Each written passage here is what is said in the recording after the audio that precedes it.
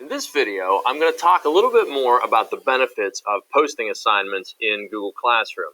My previous video showed how to create the class and add students, showed how to create a topic, add some announcements, and actually post assignments. This video picks up after the fact that the assignment has been posted.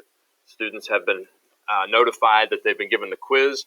Mine is a quiz on the story Death Watch, which is a novel, and the quiz has been posted. So what will happen now for me, this says due tomorrow. Many times I'll post that it's due that day if I want them taking it during that period, depending on the situation. Either way, I can now, as the instructor, click on that post, and I can open up that Google form that I had posted. And by doing that, suddenly now I have taken myself into Google Forms. If I click down on the pencil for edit this form, it gives me several options. I can go to the responses, and now from responses, I can get all the information, and I've posted several videos on Google Forms that go into detail about this, but from Google Classroom, I can still utilize this, having done it on a Google form. Now, I only had one student take this. Actually, I had my wife serve as the student for this temporary class, and clearly she hadn't read the story, but she's not alone, and sometimes, as we know that as educators, our students don't always read. But I can get an average, median, and range of the score distribution on that quiz. I can see the frequently missed questions, which will enable me as an educator to think, okay, have I not covered that material properly? Is it with me? Is it with the students? Is it how the question's written? All sorts of information. Again, this can be done through Google Forms, but here I am having posted this quiz in Google Classroom, and now through Google Classroom being able to get to all of this information. I can then, from here, go back into the form in any way, shape, or form that I need to, and it's just its own tab. I can then go back to Google Classroom. I'll see that of my students, 0 turned it in, 0 were assigned, because this is for a different class. If I were to go on one of the other classes where it was assigned, because I was able to assign it to 3 classes at once again, a nice feature. One assignment, check 3 boxes, and you're shared with those other classes.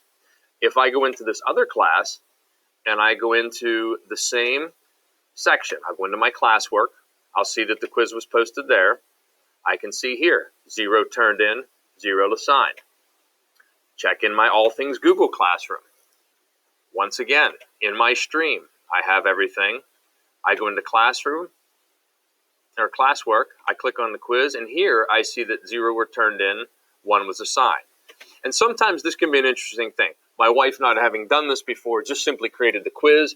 I didn't have her click submit, and so therefore it still shows that it was assigned to her, but not turned in by her. And these are just little things that you'll go through with your students. You'll play around with them. For me, I like to make sure that my students submit because it's that record.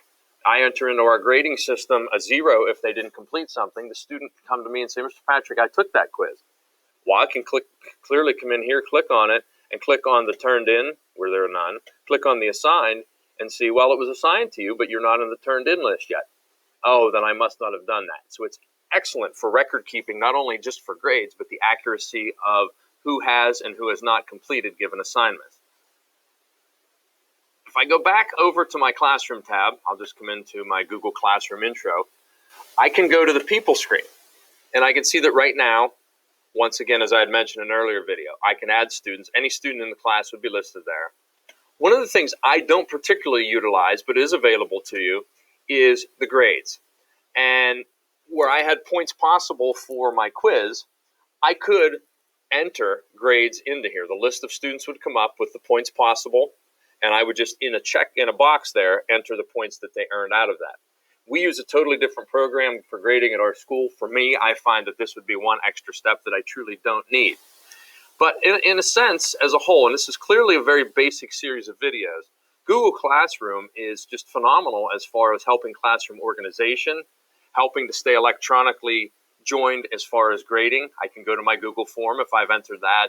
And I just find it a really, really useful way of, again, being an organized place for all of my students to locate their work. It certainly eliminates the need for messy folders, paperwork being lost, and I highly do recommend giving Google Classroom a try.